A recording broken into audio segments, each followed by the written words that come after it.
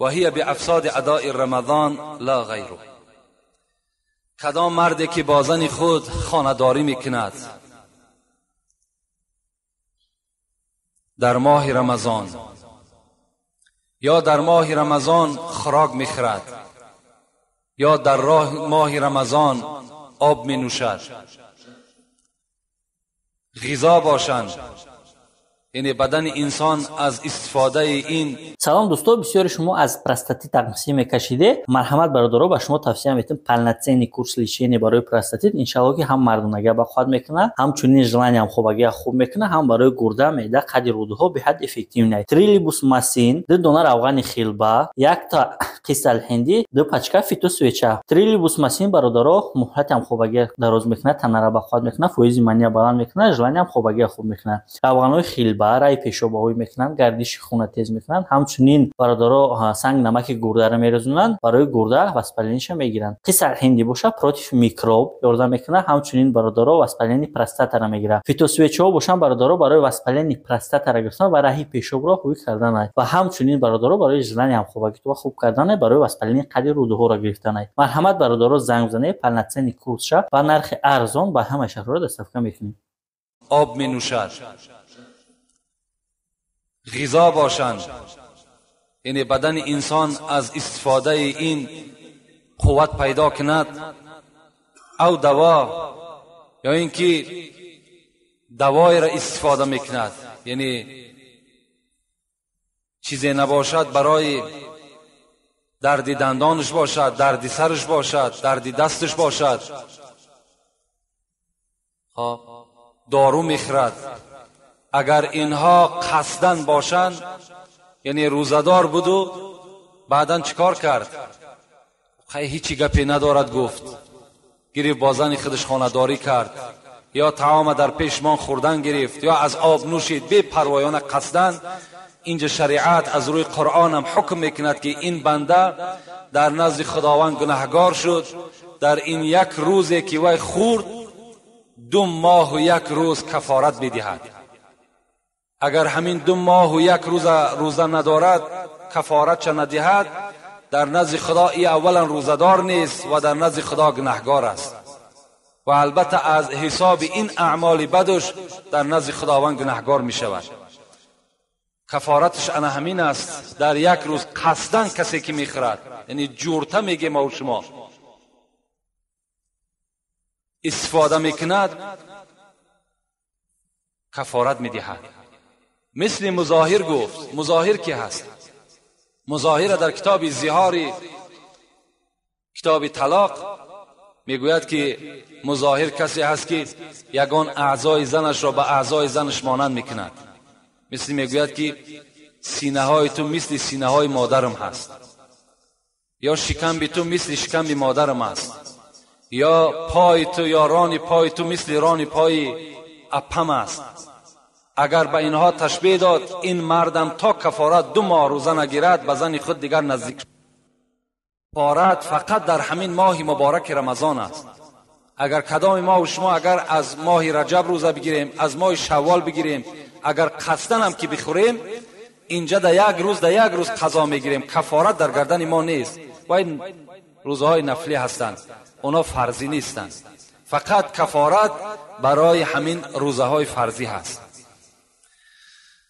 در 1 روز روزه میگیرد، در کدام حالت؟ اگر خطااً روزه را بخورد. مثل دیروز ما قید کردیم که شما در ماه مبارک رمضان غرغره آب نکنین. اگر مبادای غرغره آب کردین و آب به حلق شما رفت، در 1 روز روزه میگیری، کفارت ندارد دیگر.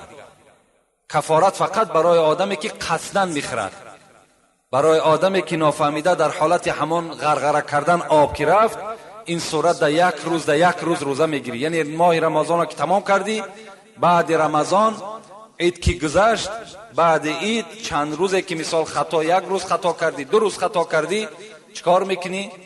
1 روزی روزه میداری. او مکرهن، یا اینکه کسی تر مجبور روزه را میخراند، مثل دوره های پیشگونه ای که مردم روزه میخراندن.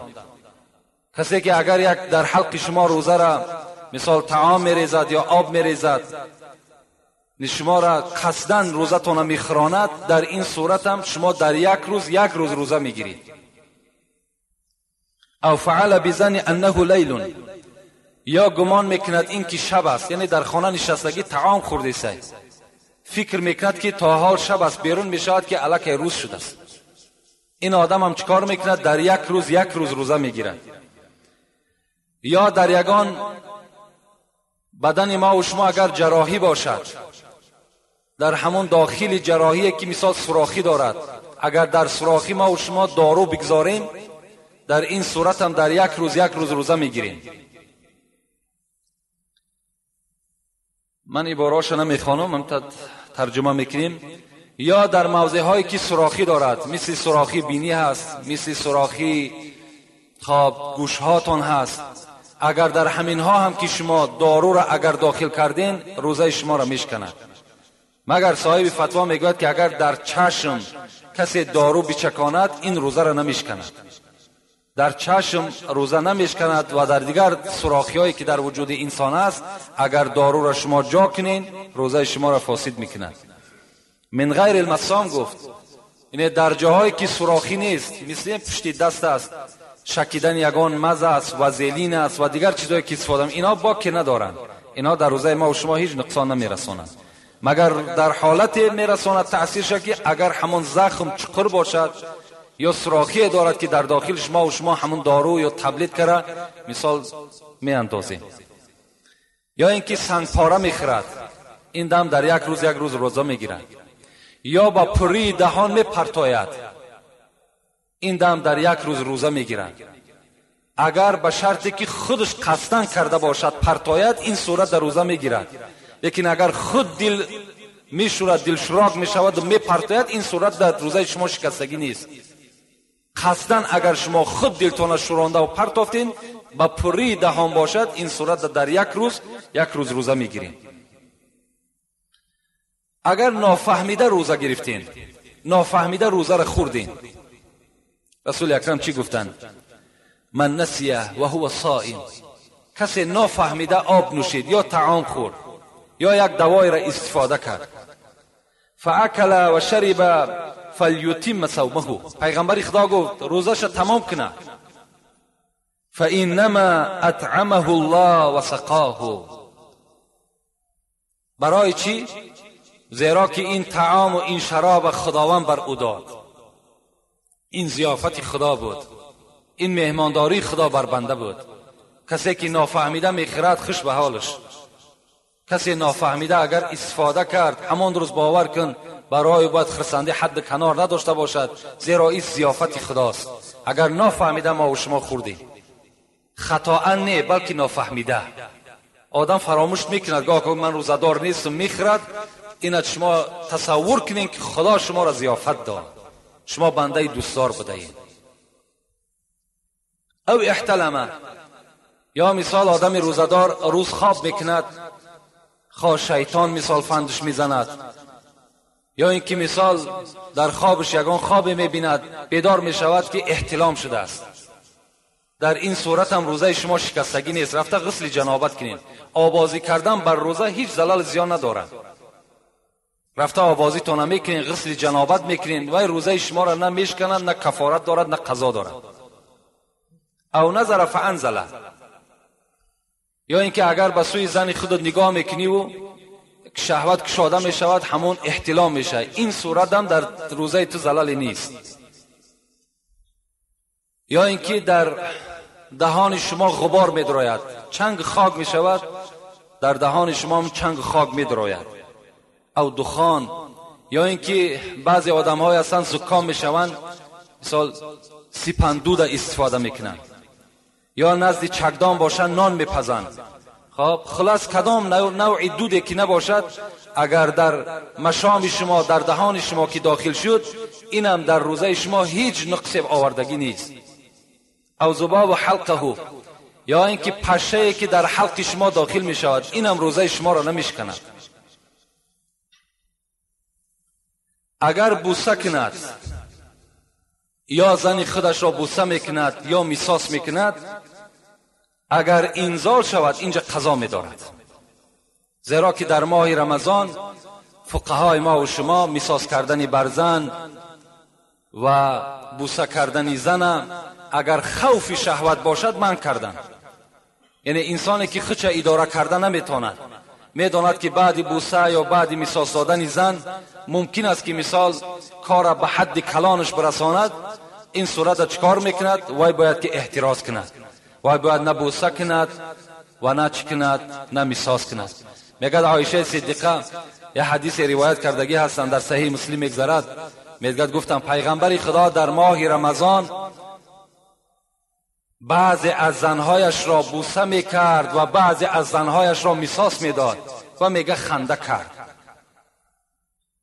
صحابه ها فهمیدن که همین خود عایشه بود که رسول الله همین عایشه را در کنار خود میکشید، میبوید، بوسه میکرد، لیکن رسول اکرم بود و ایمین از شهوت بود.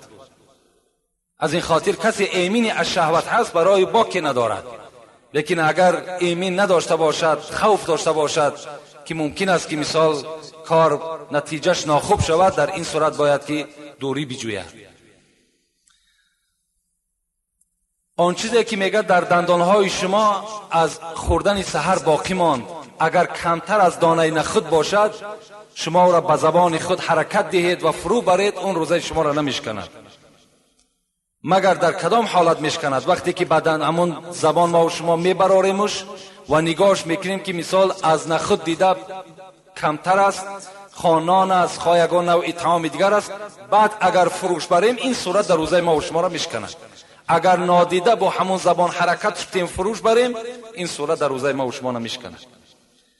با خایدن دانه کنجیت هم صاحب مسئله میگوید که روزه انسان نمیشکند، زیرا که دانه کنجیت خودش بسیار حدش اقل از کم است، با خایدن خودش در همون گوشه های دندان باقی میماند، او به حلق هم دیگر نمیرود. از این خاطر اگر دانه ارزن وارد شده که اگر در حلق شما رفت و او را خایدین هم که فرو هم که بردین، روزه شما را نمیشکند. و پرتافتن بر شما ذکر کردیم که اگر مبادایی که بر دهن شما آمد پر و شما او را دویم باره باز اگر داخل فرو بردین، اینجا روزه شما را میشکند.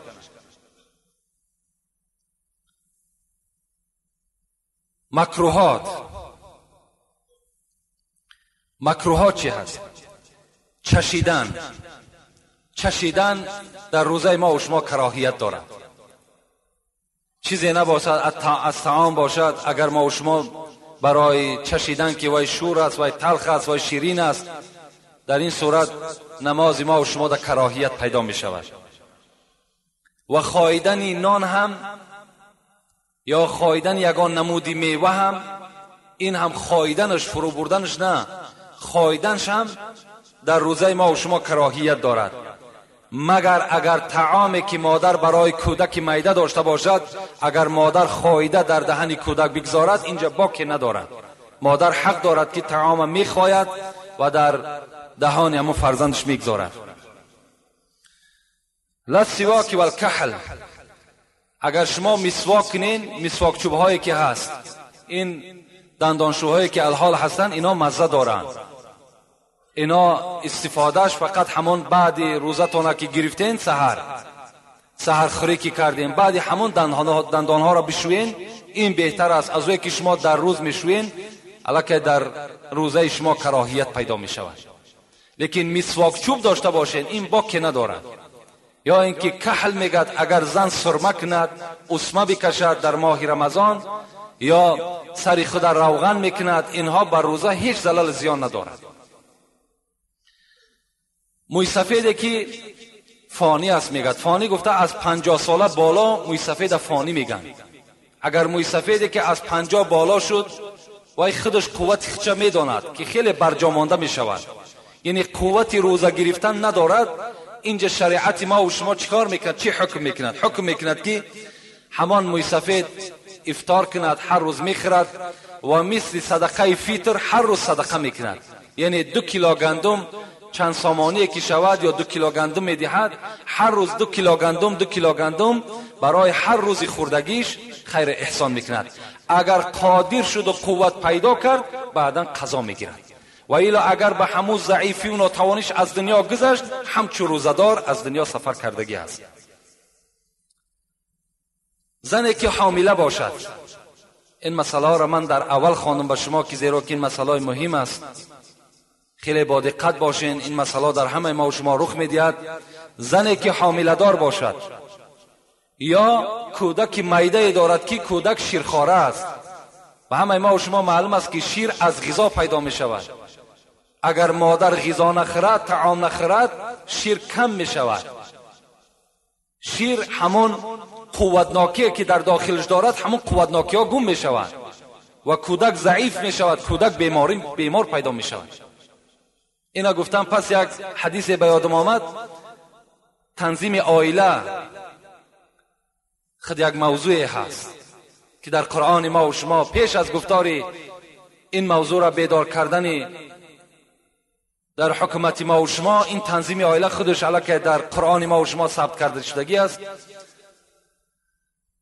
در همون جمع ذکر می شود که اگر زنی که یک کودک می زاید و در بین تنفس نمی کند و سال آیندهش کودک دیگر می زاید، در این صورت برای همون کودک اول که در شکم مادر علاکه کودک پیدا شده است، علاکه قوتناکی شیر گم می شود. گفتم پیغمبر یعنی پی در پی زاییدن در اینجا من کردن که از حامله بودن و باز کودک شیرخواره باشد، این صورت کودک همان شیرخواره ضرر می‌بیند، زیرا تمام قوتناکی شیر گم می‌شود و شیر خودش حدش کم می‌شود.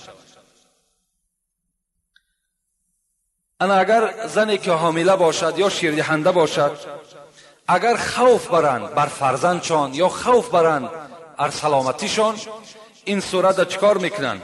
یا بیماری که خوف میبرد که روزه بگیرم مریضم زیاد میشود، یعنی دردم زیاد میشود، یا مسافری که سفر کرده است، از 120 کیلومتر از خانهش بیرون سفر کردگی هست، اینها را شریعت ما و شما حکم میکند که اینها حق دارند که روزه را بخورند و بعداً از مریضی که خلاص شدند، زنی که تولد کرد، کودکی که مثال علاکه بوایه رسید، اینها یا مسافری که از مسافری به خانه خود برگشت، اینها در این صورت روزه را قضا میگیرن و فدیه نمیدهند. چگونه ای که اون موی سفید فدیه میداد، اینا فدیه نمیدهند.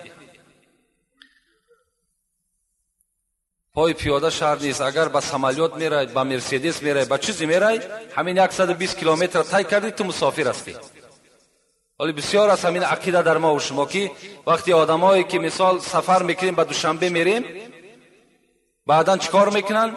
همان 4 رکعت فرضی که هست، حالان که خدای ضیافت خدا از 2 رکعت گفتگی است، 2 رکعت فرض بخوانین. بعد چی میگد؟ این من مثال وقتم خوش است، مانده نشیدم، از همین خاطر من میرد 2 رکعت میخوانم. اگر 2 رکعت خواندی تو ثواب نمیگیری، تو بلکه اگر 4 رکعت خواندی تو ثواب نمیگیری، تو در اینجا در نزد خدا عاصی و روسیا هستی. خدا فرمان داده است در سوره نیسا، شما سفر کردین نماز قصر کنین، نابسته تو به ماشین میره، به اسب میره، پیاده میره، فرقی ندارد. این ضیافت خداست، این حکم خداست، شما به جا بیارید. خب و صوم سفر لا یضر احب، اگر مبادای ما و شما به دوشنبه رفتیم مسافر هستیم، حق داریم که روزه را در همونجا میخوریم، حق داریم، مسافر هستیم، خدا فرموده است در سوره بقره. لیکن اگر دلی تو نخواست، مثال تو سحر روزه گرفتی و بعد رفتی گفتی نه نمیشکام، این دم حق داری نشکام. در روزه حق داری، برای تو مستحب است، بخواهی بگیر، نخواهی نگیر. اگر گرفتی چی هست؟ هم قدر می شود که دیگر قضا، یعنی وقتی که به شهرت آمدی دیگر قضاش نمیداری. این ده اختیاری تو است، میخواهی بخورش، نمیخواهی هم اختیار داری سال نخورش. حساب می شود، از روزه تو حساب می شود.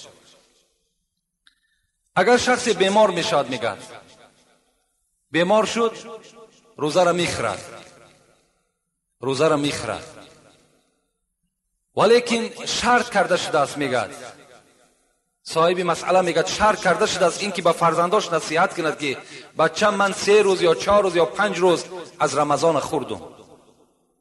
یعنی اگر به شرطی که بعد همین تندرست، یعنی بعد همون بیماریش مثال 3 روز یا 4 روز صحت می شود، مثال 5 روز روزه گرفت، 5 روز بیمار بود، مسئله را خوب گوش اندازین، 5 روز بیمار بود، در حالت بیماری خدا را رخصت دادگی است که بخورد، بعد همین بیماریش 3 روز دیگر حیات دید و از دنیا گذشت. این صورت در وارثاش باید چیکار کنن؟ همون 3 روزه ای که تندرست شده بود و روزه نگرفته بود همونا را فدیه شه بتن. اون 5 روز بیماریش نه در اون حالت خدا بخشیدگی است، فقط همون 3 روزش چیکار میکنن؟ فدیه شه میدن خلاص.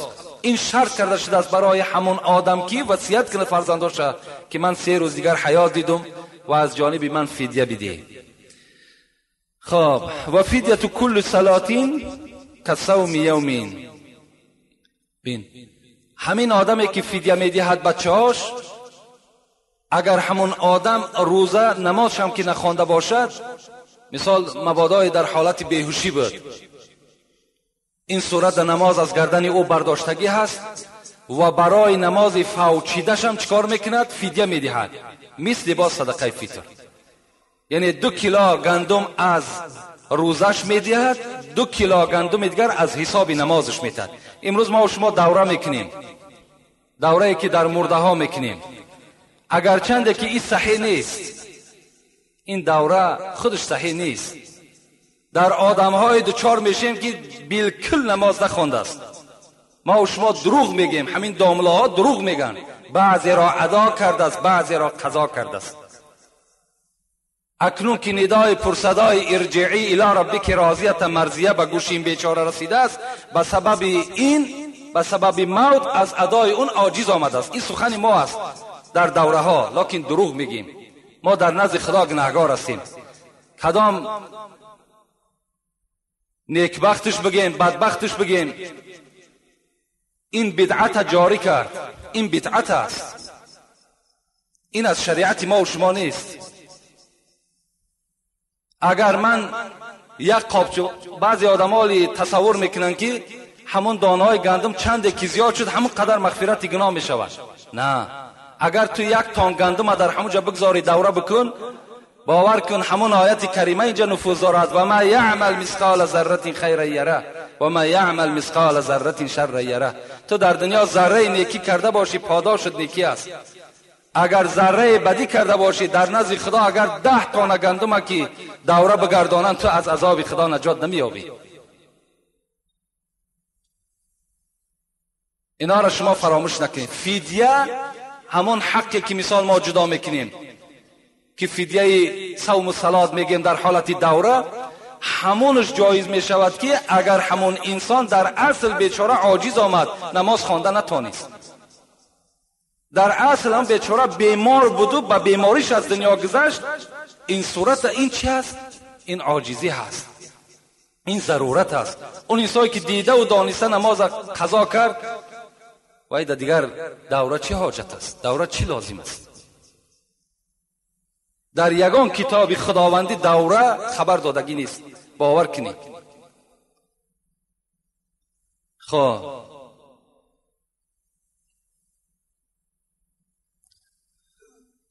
و یمسک بقیت یومه مسافر قدما. اگر مسافری که در نصف روز رفت و در دوشنبه رسید، این صورت میگه اگر در نصف روز که رسیدی، مثال نصف دیگرش مانده است، همون نصف روز چکار کن؟ نصف روز در باقی بمان، روزت نخور. همون دم حق دارد، بخورد هم حق دارد، لیکن اگر نخورد این بهتر است میگه. خب و حائض طهرت. و مثال شخصی بود که تا نصف روز روزدار بود، زن نصف روز در حائض شد، این صورت هم میگه چکار کند؟ این صورت هم حق دارد که اگر بخورد. برای زن حائضه روزه شرط نیست، همینا رو هم برسانیم. زنهایی که اگر در حالت حیض باشند، شما البته به البته اونها را خبردار کنین که اینها این روزه‌ای که شما میگیرین این روزه نیست. برعکس طعامتان استفاده کنین، رخصت الهی است. و بعضی حالی سوالات در پیش من آمده است که از دست زن حایضه آیا طعام خوردن و نان پختن جایز است؟ این عقیده یهودی است. مردم یهود، مردم جهود، زنی که اگر حایضه شود جاگه و جدا میکند، از دست سوای هیچ طعام نمیخورد، میگد وجودی همش میکروب است. لکن اسلام ما و شما نه. اسلام ما و شما گفتن در حالت حیض هم زن بوسه کن، در کنار خودت بگیرش، از دست سوای طعام بخو، همراه او هم نشینی کن و هیچ میکروب ندارد.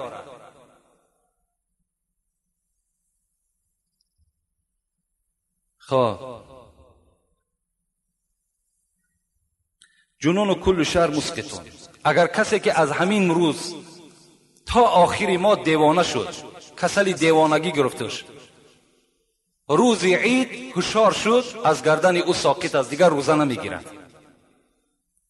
للبعض میگه اگر یک روز یا 10 روز یا 20 روز یا 25 روز کسل دیوانه کسل شد و صحت شد، چکار میکنه؟ در حالت صحتیش همون روزه را پره میگیرد. و این اغمی علیه ایاما قضاها الا یوما نواها. اگر به شرطی که آدمی که بیهوش بشود، آدمی بیهوش هم، آدمی که در روز مثال اغمی علیه میشود، ایاما چند روز، مثال 3 روز بیهوش خواب میکند، همینم چکار میکند؟ همینم روزش قضا میدارد. الا یوما نواها، مگر روزه میگیرد. این بود بعض مسئله و مسائلی که من مختصرا برای شما فهماندم. در همین ماه مبارک رمضان ضروری هست کدام سوالهایی که در شما هست نافهم است، میتونید که هر روز اینجا آمده مراجعت کنین، میتونید در جمعه ها بنویسین. و از همه چیز مهم برای شما خبر میدهم، این شبها شبای تراویح هست. تراویح ها را کار کنین که با امر معروف و نهی از منکر صورت بگیرد. در حالت امامتی جنگ جنجال تا نشود. بسیاری از مسجدها در علاقه ملاهایی که در دوره‌های جماعت نبودن، یکی در رمضان پیدا میشوند. خطیبا یکی میبینن که آمدن رسیدن برای 4 هم صدقه فیتر. اینا را شما البته همون داملهایی که در شما نماز جماعت گذرانیدن، همونایی که بیچاره‌ها مثال شب و روز قطعی شما بودن، همون از داملهای شما. یک حکایه میارم برای همین جنجال. در کتاب غزالی میگد که امام غزالی میگوید که در یک مسجد جنجال شد. یک شیخ عالم بود، میگد پیش او رفتن و گفتن برادر، گفتن در هم مسجد ما بسیار جنجالی هست، میخواهم که همون جنجال مسلمان ها را رفته آرام کنی. این عالم گفت برای کدام مسئله جنجال میکنن؟ گفت یک گروهش میگن که تراویح 8 رکعت است، یک گروهش میگن که تراویح 20 رکعت است. در همین مسئله گفت اختلافی هست، جنجالی هست در داخل مسجد. عالم کی بود چی گفت؟ گفت حکم میکنم که در این مسجد بسته کنین، تمام شد از مسجد بیرون کنین، در مسجد دیگر نماز نخوانن. گفتم برای چی؟ گفتن برای که نماز تراویح خودش سنت است، لکن اتفاق مسلمین این فرض است. اتفاق شدن، اتحاد شدن، محبت بین دو مسلمان و مؤمن ها این فرض است، لکن نماز تراویح را خواندن این سنت است. برای یک سنت شده فرض ترک میکنن، مسجد بندین و مسلمانان را از مسجد بیرون کنین. کاری کنین که در بین شما اتفاقی باشد، کاری کنین که برای همون 4 صدقه فطر بین یکدیگر خصم و عداوت و بین یکدیگر جنجال نکنین. رسول اکرم میگوید الصوم جنة ما لم یخرقها، روزه برای شما یک سپر است از آتش دوزخ، شما را حمایه میکند در صورتی که شما در دنیا نشکنینش. همین سپر اختان از دست ندین. گفتن یا رسول الله چگونه سپر میشکند؟ گفتن کدام برادری که با یکدیگر کین نداشته باشد، کدام فرزندی که نزد پدر عاق باشد، کدام انسانی که نماز نمیخواند، کدام انسانی که در نماز جماعت اشتراک نمیکند، کدام برادری که زبانش در همین ماه مبارک رمضان روزدار نیست، غیبت میکند، بهتان میکند، دروغ میگوید، اینها همان کسانی هستند که روزه را شکستند، همان سپر را شکستند. این دیگر در روز قیامت این روزه برای اونها سپر نمیشود. کاری کنید که از این طایفه نباشین. رب صائم لیس من صیامه الا جوع، پیغمبر خدا گفت بسیاری از روزدارهای هست که بر اونها فقط تشنگی و گرسنگی میرسد، از ثواب چیزی نمیرسد. اینقدر مشقتی که شما میکشین فکر نکنین پدرها و برادرها، نگین که این روزه همین است که سحر خیستی تو روزه گرفتی نخوردی نه آشامیدی تا بگاه تمام تو حکم روزه را بجا، حق روزه را بجا آوردی. نه، تمام حکم هاش در رعایت کن. لیس الصیام من الاکل والشرب انما الصیام من اللغو والرفث فان جهل عليك او صابك فقل اني صائم اني صائم. پیغمبر میگوید روزه این نیست که شما از خوردن و از آشامیدن دور استید، بلکه روزه این است که شما از دشنام و از گپ‌های قبیح و از کردارهای ناخوب برطرف کناره باشید. اگر کسی شما را دشنام داد یا ندانست که تو روزدار هستی، بگو من روزدار هستم، من روزدار هستم. این چنین معامله کنید تا که در روزه شما یک برکات شود. و آخر دعوانا ان الحمد لله رب العالمین. پروردگارا ثواب و ثمره این ماه مبارک رمضان را در نامه اعمال همه بندگانت کتابت بفرما. و خدای مهربان باز دعا میکنیم که تن ما را تا آخر این ماه صحت و سلامت نگاه بدار. آن اجر آن ثواب هایی که در این ماه مبارک است به تمام این بندگان روزدارت خدایا نصیب و روزی بگردان. و خدایا اتفاقی و اتحادی را در تمام مسلمان های روی دنیا برقرار و بردوام نگاه بدار. خدایا گذشتگان ما را رحمت و مغفرت بساز، بیماری ها من شفای کامل نصیب بگردان. فرزند طلبه ها باشه، فرزندای سالم و صالح نصیب شان بساز. فرزندایی که از ما و شما بیرون از خاندان هستند سفرهای بابرار و بی خطر نصیب و روزیشان بگردان. یک برادر خیر کردن در حق ما دعا کنین خدا عمر دراز و تن صحت و خاطر جمع نصیبش بسازد. و صلی الله تعالی علی خیر خلق محمد و علی آله و اصحابه اجمعین آمین. و رب العالمین خیر احسان هایی که الحال اینجا شده اینها را خدایا به درگاهت مقبول و خدای مهربان از کل آفت ها، از کل بهتان ها، از کل مریضی ها خدایا در حفظ امانی خودت نگهشون داری. آمین و رب العالمین.